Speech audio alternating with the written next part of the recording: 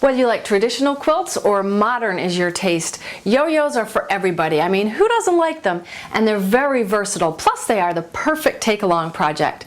In this So Easy lesson, I'm going to show you the traditional way of how to make yo-yos. The first step is to cut your circles, and I've cut several different sizes.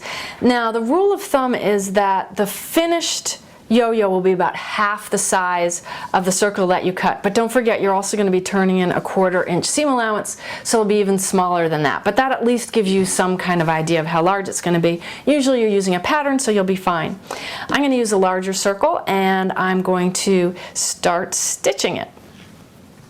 To stitch, I'm simply taking my needle and taking large stitches. I've put a knot in one end, and I turn a 1/4 inch as I go towards me, and then take large stitches. Just keep going around the circle.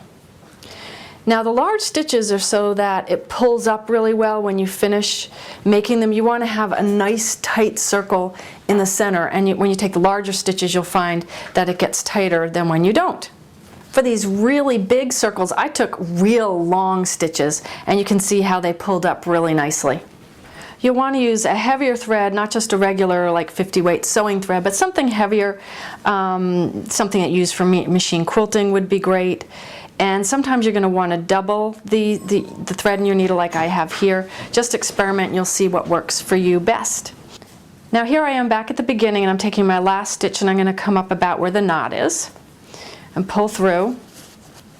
This is a way to keep your pleats nice and even. And I'm just going to pull up on that thread.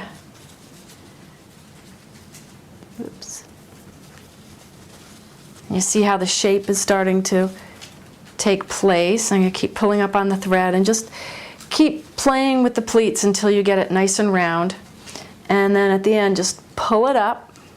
And then what I'm going to do is just go in there and take a couple stitches in here to secure the thread.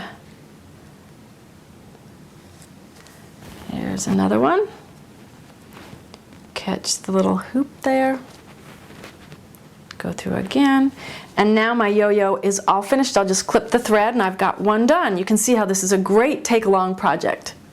Of course, wherever there's a skill or technique in quilting, there's someone who comes up with a different or better way. You can watch Quilt Out Loud. It's the October 2011 episode in which Mark and I make yo-yos together. Mark Lipinski, my co-host. I make them the traditional way, like I did here, and then he uses the Clover yo-yo maker. So you can get an idea of which you might like better, and you might want to try the Clover maker. For more videos like this, go to QNNTV.com.